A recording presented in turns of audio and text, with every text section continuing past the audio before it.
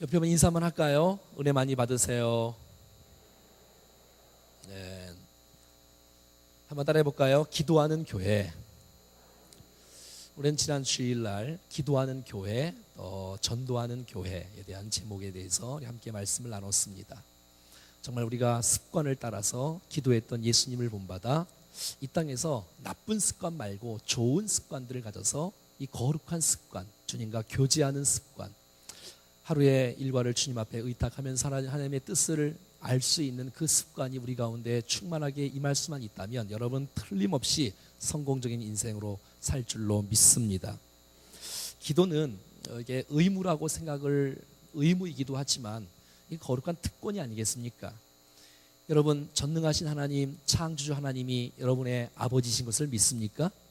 오늘 본문에도 계속해서 이 아버지란 말이 성경에 몇 번 드러나고 있는데 이 11장은 주기도문과 연결되어 있는 메시지인데 2절에도 아버지여 이름이 거룩히 여김을 받으시오며, 예수님이 하나님을 아버지라고 부르며 기도의 대상이 아버지인 것을 알 수 있고, 13절에도 너희가 악할지라도 좋은 것을 자식에게 줄 알거든 하물며 너희 하늘 아버지께서 구하는 자에게 성령을 주시지 않겠느냐.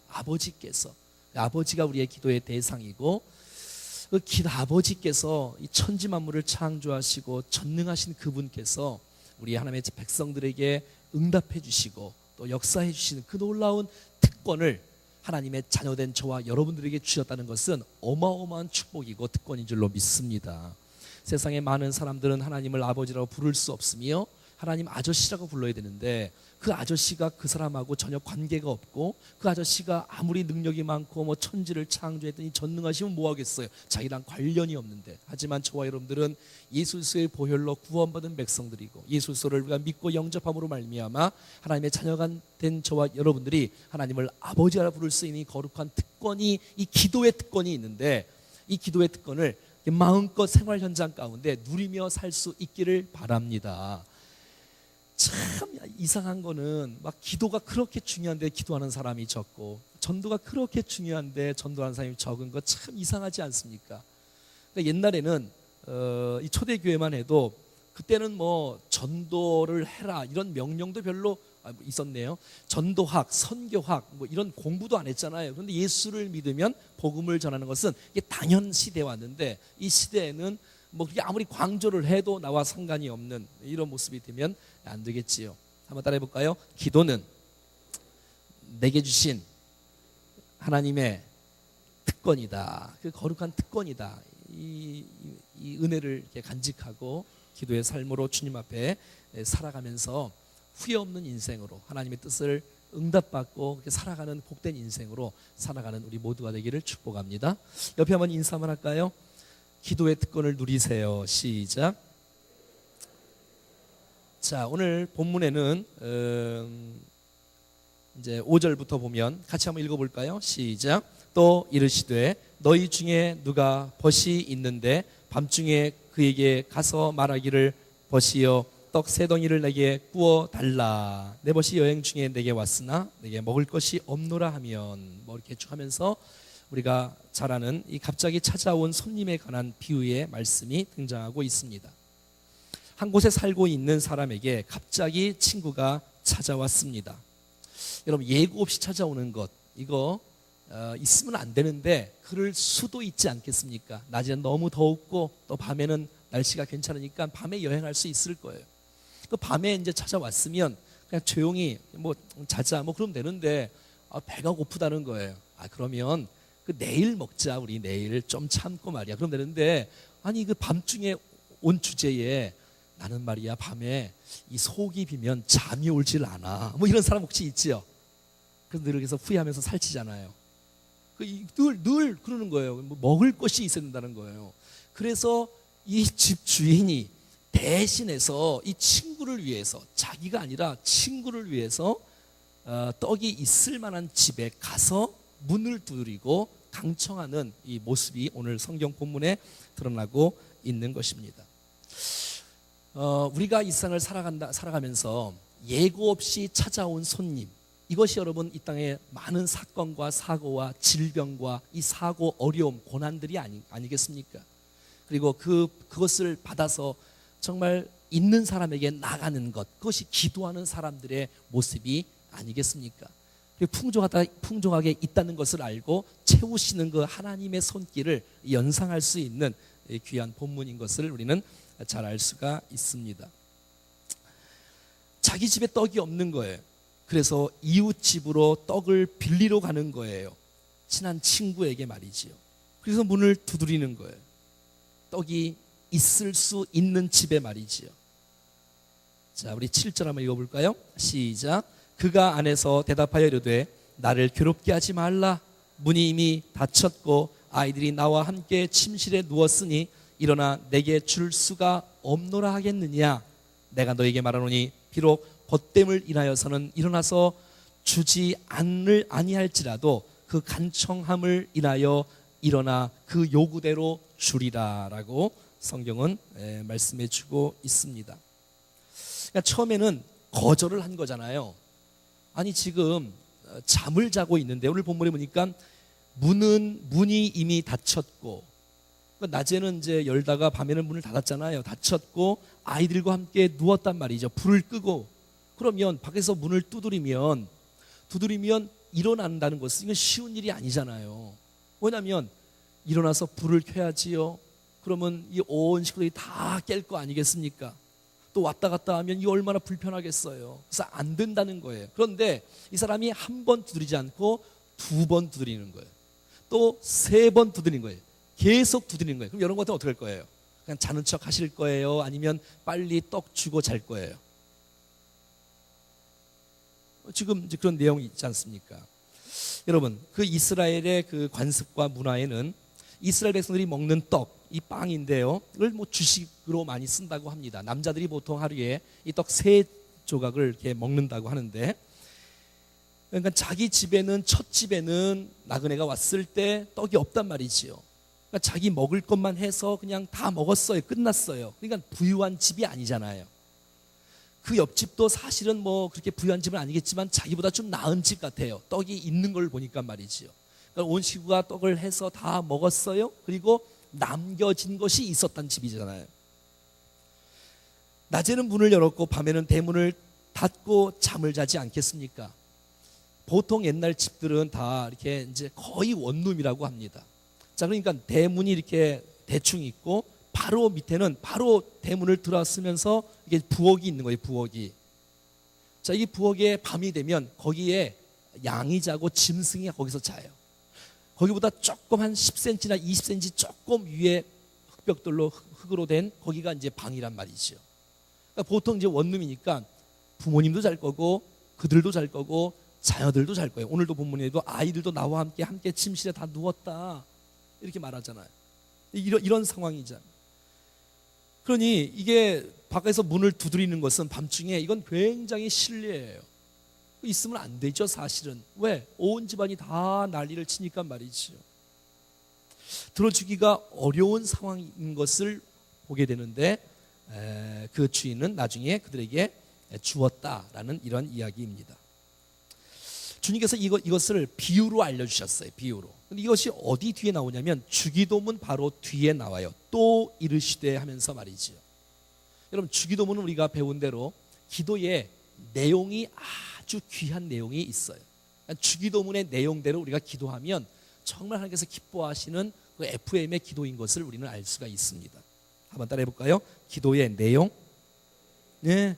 기도에 대해서 가르쳐 주신 거예요. 제자들이. 주님, 어떻게 기도할까요? 이렇게 기도해라. 이런 내용으로 기도하라는 거예요. 근데 이제 5절 이후는 그런 내용이 아니라 기도에서는 내용도 있지만 그 내용을 간구하는 기도자의 자세가 나와요. 자세. 한번 따라해 볼까요? 기도의 자세. 기도의 자세인 것이. 기도의 자세를 주님은 가르쳐 주신 거예요. 기도의 자세를 모르면 내용이 좋다 할지라도 기도의 우리가 자세를 모르면 응답받기가 어려울 수 있겠다라는 메시지가 연결되어져 있는 것이에요. 왜냐하면 기도는 하나님의 마음을 알고 뜻을 아는 것은 사실이지만 하나님의 백성들에게 하나님의 아버지 앞에 기도할 수 있는 거룩한 특권을 우리에게 주셨는데 이 기도를 통해서 하나님이 전 세계를 움직이시고 천하 만물을 다스리고 섭리하고 있다는 사실들을 우리가 믿고 있기 때문에 이 기도의 이 거룩한 특권을 마음껏 주님 앞에 올려드리면서 기도의 자세에 대해서 우리가 배우면서 이것이 우리의 신앙생활에 큰 유익이 될 수 있는 축복이 있기를 간절히 바라는 것입니다. 자, 보세요. 5절과 6절 다시 한번 보겠습니다. 시작. 또 이르시되 너희 중에 누가 벗이 있는데 밤중에 그에게 가서 말하기를 벗이여 떡 세 덩이를 내게 구워 달라. 자, 여러분, 밤중에 내가 그 집에 간다는 거예요. 자, 그러면 모르는 집을 갈 수 있나요? 아는 집을 가나요? 아는 집을 가지요. 그러니까 밤중에 간다는 얘기는 그로서는 지금 긴급한 상황이 있다는 거 아니겠습니까? 그 문제를 갖고 이제 가는 것인데 친밀함으로 믿음으로 나가는 것이에요. 한번 따라해 볼까요? 친밀함으로 나간다. 네, 친밀함으로. 한밤중에 친구의 집에 가서 떡을 빌리는 것, 이건 굉장히 결례인 것이에요. 온 집안이 다 깰 수 있기 때문에. 이것은 정말 많은 사람이 다 아는 상식이지 않습니까? 그럼에도 불구하고 그가 나갈 수 있었던, 밤에 문을 요청할 수 있었던 근거는 친밀감이었기 때문에 그런 것이지요. 그 집은 나를 받아줄 것이야 라는 그 믿음이 없이는 밤중에 찾아갈 수가 없을 거예요. 저 집은 틀림없이 예비된 떡이 있을 거야 라는 그런 믿음과 신뢰. 여러분, 아무리 빌리고 싶어도 그 가정이 가난하거나 그 가정이 떡이 없으면 그가 깨도 떡을 못 받는 거예요. 떡이 없으면 소용이 없는 것이지요. 저 집은 문을 두드리면 섭섭하기는 하겠지만 결코 거절하지는 않을 거야 라는 이 믿음과 이 친밀함이 있었다는, 이 관계가 있는, 그리고 거기에 대한 능력을 신뢰하고 믿음으로 나가는 이 기도의 자세를 우리는 교훈을 받을 수가 있다는 것입니다. 우리가 주님 앞에 기도하러 나오는데 주님이 내 기도를 받아주실까? 이렇게 의심을 하면서 기도한다는 것은 있을 수가 없지 않습니까? 주님은 좋으신 분이시여 나를 받아주실 거야. 내 기도를 받으실 거고 그 하나님은 얼마든지 응답해 주실 수 있는 분이야. 특별히 밤에 기도하면 더 잘 기도할지도 응답받을지도 몰라. 이런 그런 확신들이 있는 거예요. 그러니까 그 하나님과 친해야 되는 거예요. 믿음이 있어야 되는 거예요. 그분의 부요함을 믿고 알아야 되는 것이지요.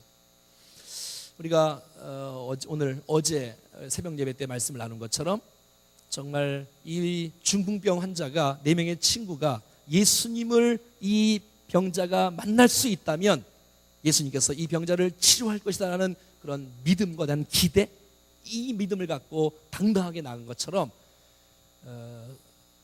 우리 하나님께서는 내가 어느 때라도 나가도 주님이 거절치 아니하시고 나를 받아주실 거라는 그런 신뢰와 믿음이 중요하다는 것입니다. 내 기도의 제목은 누구도 들어줄 수 없겠지만 하나님 아버지는 능력이 있는 분이시며 반드시 들어준다는 우리 그런 믿음에 대한 확고한 신념, 이런 자세가 우리 가운데 중요하다는 거예요. 어떤 내용으로 기도할 것인가 중요하지요. 뿐만 아니라 어떤 자세로 나가느냐에 따라서 기도의 성패도 갈라진다고 말할 수가 있는 것이지요. 여러분, 친밀함으로 믿음으로 주님 앞에 간구하는 우리 모두가 될 수 있기를 축복합니다. 내가 아무리 죄가 많다 할지라도, 내가 아무리 허물이 많다 할지라도 주님은 모든 것을 다 용서하시는 주님이시며 결코 우리의 기도를 거절치 아니하시는 주님이라는 사실들을 믿고 나가는 교훈을 우리가 이 5절 말씀에서 배울 수가 있다는 것이에요. 두 번째는 한번 따라해 볼까요? 급박한 마음으로 나가자. 예, 아주 급한 마음으로 나가자는 거예요. 여러분, 밤에 한 끼 안 먹는 거 급한 일 아닐 수도 있을 거예요. 한 끼 안 먹는 거 한 끼 안 먹어도 안 죽어요. 그래도 이 사람은 그것을 급박한 마음으로 나갔다는 것이에요. 왜냐하면 이 일은 내 일이 아니라 내 친구 일이거든요. 내 친구는 밤에 먹을 것이 없으면 안 된다는 거예요. 아니, 여행 중에 왔기 때문에 저녁은 못 먹을 것이 틀림없으며 지금은 밤 시간이란 말이지요. 자, 그런데 여행 중이었기 때문에 점심도 안 먹었을지도 몰라요. 그런 상황 가운데 그 친구를 대신해서 이 친구를 먹여야 되겠다라는 그 뜨거운 그 마음이 결국은 그에게 떡을 빌리게 되는 아름다운 계기가 되었다라고 말할 수가 있는 것이지요. 나의 친구 벗이 먼 곳에서 왔는데 내가 그냥 배고프게 해서 잠들게 할 수 없다는 뜨거운 마음이 이 친구의 두 번째 친구의 마음속에 있다는 것이에요. 하나님 말씀에도 객과 나그네를 잘 대접해 주라라고 성경은 말해주고 있습니다. 여러분, 우리 주위에 나에게 손길을 내미는 것을 거절하지 않으면 얼마나 좋겠습니까? 왜냐하면 주님이 이 땅에 주님의 모습으로 나타나지 않고 지극히 한 소자의 모습으로 나타나는데 그분이 예수님은 아니겠지만 우리의 믿음을 평가할 수도 있겠다라는 그 마태복음 25장 말씀을 제가 오래전에 기억하면서 누가 요청을 할 때는 할 수 있으면 거절하지 말자, 이런 마음으로 우리가 나가야 되지 않겠습니까? 하나님께서 그 나그네와 객을 잘 대해주는 그 마음을 주께서 얼마나 기뻐 받으시겠어요? 내 고통도 아프지만 내 이웃에 대한 고통을 긴급하게 정말 가지고 나갔을 때에 하나님께서 응답해 주시는 아름다운 모습이 있다라고 말하는 것이에요. 이 급박함은 간절함을 만들어내요. 그래서 사람은 급할 때 간절하게 되어져요. 그러니까 우리가 주님 앞에 기도하지 않는다는 것은 아직도 살만한 거예요. 그러니까 기도를 안 하는 거예요. 하나님의 능력 없어도 살 수 있는 지혜와 능력이 있다는 것이지요. 그러니까 뭐 기도 안 해도 살 수 있다는 것이에요. 여러분, 정말 간절함이 있을 때, 여러분, 자녀들이 간절한 마음이 있을 때 부모의 마음이 짜릿하지 않습니까?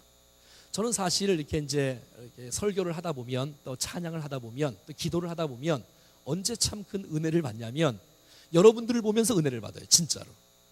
여러분들이 정말 함께 기도할 때 그 기도를 간절하게 하는 사람들을 보며 제가 은혜를 받아요. 설교할 때도 조는 사람 보면 은혜를 못 받아요, 제가. 근데 한 말씀이라도 놓치지 않으려고 막 애쓰려고 하는 사람, 막 피곤해도 막 눈을 비벼가면서 눈을 막 뜨려고 애쓰고 사모하는 마음을 갖고 있는 사람들에게 막 마음이 가요. 막 은혜가 있어요, 제 마음속에. 여러분, 우리가 기도 응답되지 않는 대부분의 이유는 간절함이 부족하기 때문이 아니겠습니까? 하나님께서 기도의 이 놀라운 특권을 간절함으로 주 앞에 나올 때에 하늘문을 여는 이 엘리야의 놀라운 축복의 단비가 내리는 역사가 나타날 줄로 믿습니다. 오늘 본문의 비유를 통해서 얻을 수 있는 교훈이라고 말할 수 있는 것입니다. 그래서 이 긴급함은 간절함으로 나타나는 것이지요. 그래서 밤중에도 나갈 수가 있는 거예요. 다른 사람을 위해서 말이지요. 더 나아가서 이 세 번째는 한 번 두드리는데 그게 거절을 한단 말이죠. 근데 거절한 거 돌아오지 않고 계속 두드리는 거예요. 또 거절하면 또 기도하는 거예요. 그러니까 응답 받을 때까지 기도하는 거예요. 인내함으로 간구하는, 끝까지 기도하라는 이 강청의 이 메시지가 또 있지 않겠습니까? 정말 우리가 인생을 살아가면서 좀 한 번 하다가 응답이 없다고 물러나고, 아니 또 한 번 기도했는데 또 응답이 없다고 또 물러나니까 평생 기도에 응답을 못 받는 거 아니에요? 우리가 제가 전에도 말씀드린 것처럼 이 아프리카의 어떤 부족은 기우제만 드리면, 우상에게 기우제만 드리면 비가 온다는 그 전설적인 메시지가 온 나라에 퍼지지 않습니까? 이유는 비 올 때까지 기우제를 드리는 거예요. 그게 1년이 아니라 10년이 돼도 또 드리는 거예요. 20년이 돼도 말이죠. 이 끈질김에 대한 이 간절한 마음이 우리가 없는 거 아니에요? 하나님은 인격적인 분이시요. 그래서 여러분, 우리가 인격적으로 개인적으로 기도하는데도 뭐 이렇게 거창하게 할 이유가 전혀 없잖아요. 대표 기도야 그럴 수 있지만 우리가 골방에 들어가서 간절히 기도하는데 끝까지 인내하며 말이지요. 이 마음이 우리 가운데 필요하다고 말하고 있는 거예요. 왜냐하면 거절할 수가 없는 거예요. 거절을 하면 잠을 못 자요. 밤새도록 모두가 다 계속 문을 두드리고 있기 때문에 말이지요. 차라리 그래서 빨리 죽어 일어나서 죽는 것이 더 좋겠다라고 판단되는 거 아니겠습니까? 간절함으로 끝까지 기도하는 이러한 기도의 자세가 믿음의 사람들 가운데 필요하다고 성경은 오늘 우리 가운데 말씀해 주고 있다는 것입니다. 간절함이 줄어들 때, 또 인내함이 줄어들 때 이게 응답을 못 받고 살아가는 거예요. 제가 지금 이제 우리 가족들과 함께 이제 우리 부모님 모시고 왔어요. 오면서 제가 이런 얘기를 했어요. 갑자기 오늘 말씀을 이렇게 생각하면서 어릴 때 제 생각을 한번 떠올려 봤어요. 제가 어릴 때 어떻게 얼굴 보니까 모범적으로 생겼지요? 제가 이제 어릴 때 이제 학교를 잘 다니잖아요. 초등학교 때 학교 잘 다니고 또 오고 또 뭐 활동도 하고 막 그랬어요. 근데 저는 어릴 때 이제 뭐 아침을 먹고 뭐 그런 기억은 잘 안 나요. 근데 기억나는 거 한 가지 딱 있어요.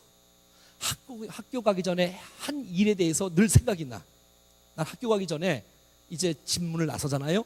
그때 한 사건을 매일마다 터뜨리고 집에를 가요. 그리고 학교를 가요. 그것은 이런 거였어요. 한번 따라 한번 해볼까요?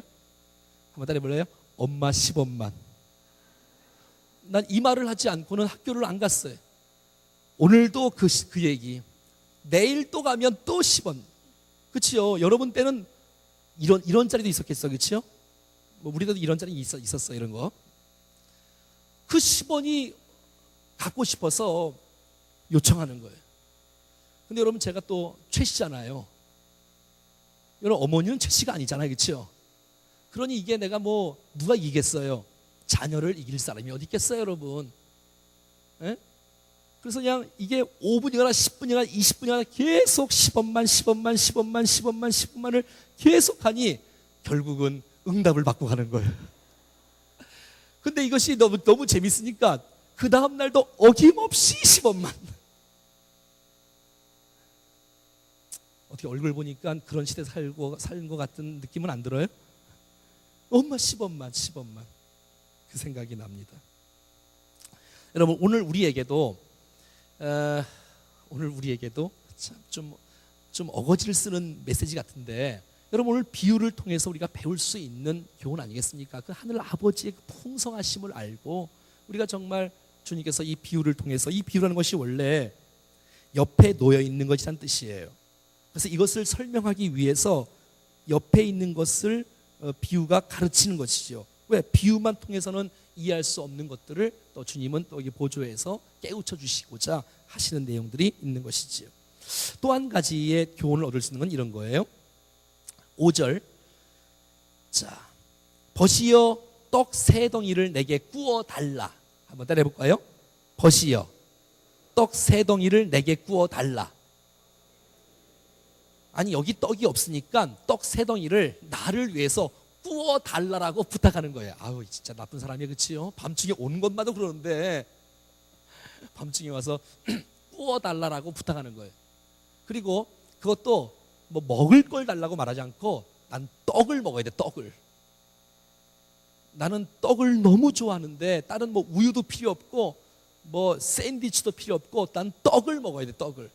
그것도 한 개 갖고는 안 되고 2개도 안 돼. 난 3개를 먹어야 되면서 구체적으로 기도하는 자세를 우리는 엿볼 수가 있는 것이죠. 배울 수가 있는 거예요, 교훈을 말이죠. 많은 사람들 말고 기도를 이제 안 하는 사람들은 기도할 게 없다는 거예요. 그리고 10분, 20분 하면 기도할 내용이 없다는 거예요. 20분 하고 나면 무슨 기도를 해야 될지 이제는 뭐 다 했어 벌써. 20분 안에 벌써 뭐 천지창조부터 시작해서 막 나라와 정치와 이 세계 열방과 교회와 구역과 기관과 다 한 거예요, 다. 왜냐하면 구체적으로 기도하지 않기 때문에 그렇지요. 여러분 우리가 길게 기도하는 것, 구체적으로 기도하는 것을 밤중에 손님으로 온 주제에 나 배가 고파, 떡 3개 좀 줄 수 있겠어? 그러니까 이 친구가 대신해서 가는 거예요, 지금. 떡을 구하러. 자기 집에 없으니까 떡이 말이지요. 구해오라는 거예요. 여러분 구체적으로 기도하는 것 오늘 우리에게 필요하지 않겠습니까? 어떤 사람도 이렇게 말할 거예요. 하나님은 모든 것을 다 아신다고요. 그럼요, 다 아시지요. 하나님은 오늘 우리가 하나님과 교제하고 대화하기를 원한다는 사실들은 우리가 알 수가 있습니다. 보통 이제 부모님들이 이제 우리 아이들이 이제 어릴 때 학교를 보내지 않습니까? 유치원을 보내고 이제 갔다 오잖아요.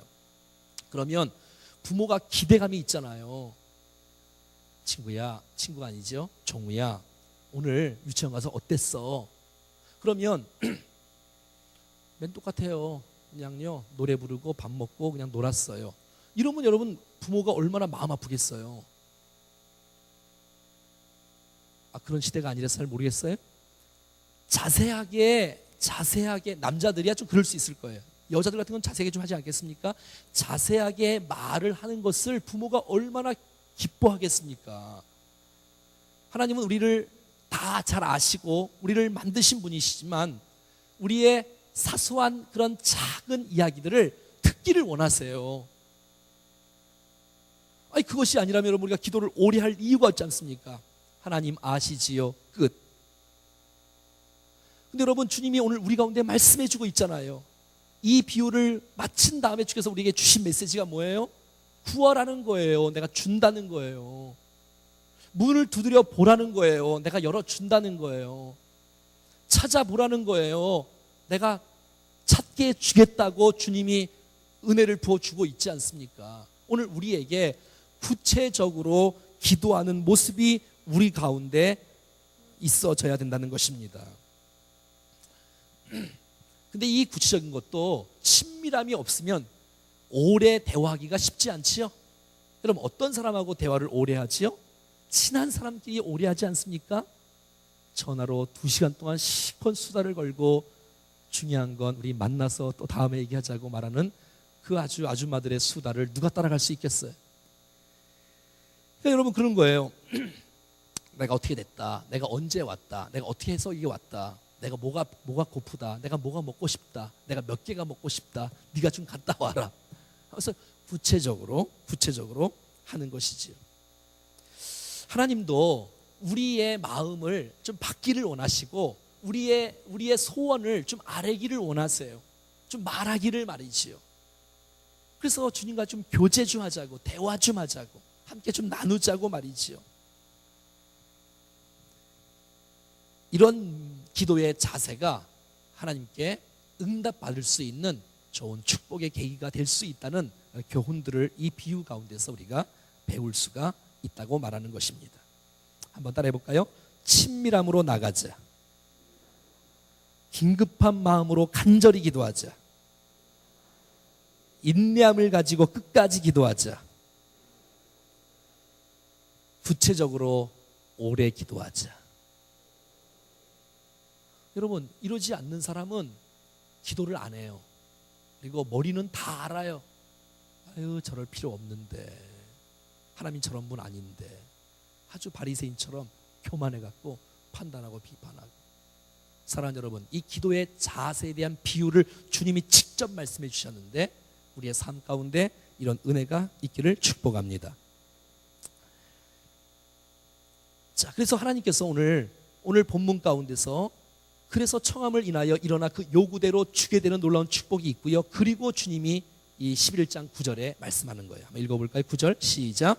내가 또 너에게 이르노니 구하라 그러면 너에게 주실 것이요, 찾으라 그러면 찾아낼 것이요, 문을 두드리라 그러면 너희에게 열릴 것이니 구하는 이마다 받을 것이요, 찾는 이는 찾아낼 것이요, 두드리는 이에게는 열릴 것입니다.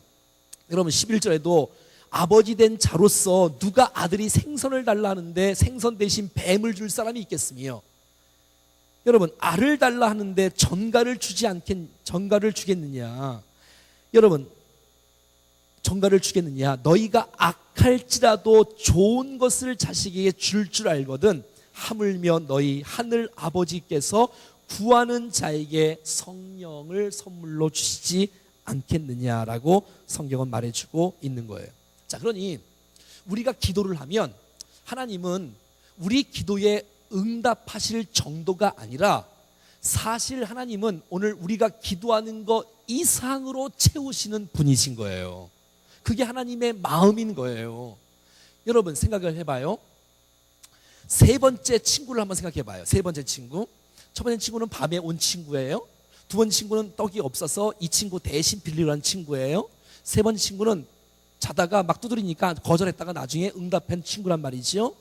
자, 그러면 떡 세 덜기만 달라고 했을 때 여러분 이 세 번째 이 친구의 마음속에 어떤 마음이 있겠어요, 여러분? 자, 부엌에 나가는 거예요. 자, 그럼 떡이 이게 있잖아요. 그 세 덩이를 주었어요. 근데 옆에 보니까 떡이 더 있는 거야. 그럼 더 주지 않겠냐고요. 그 옆에 떡을 먹으면 좀 목이 메일 수 있으니까 사이다가 있거나 음료수가 있으면 그 음료수를 집어주는 거예요. 이것이 바로 하늘 아버지의 마음인 것이에요.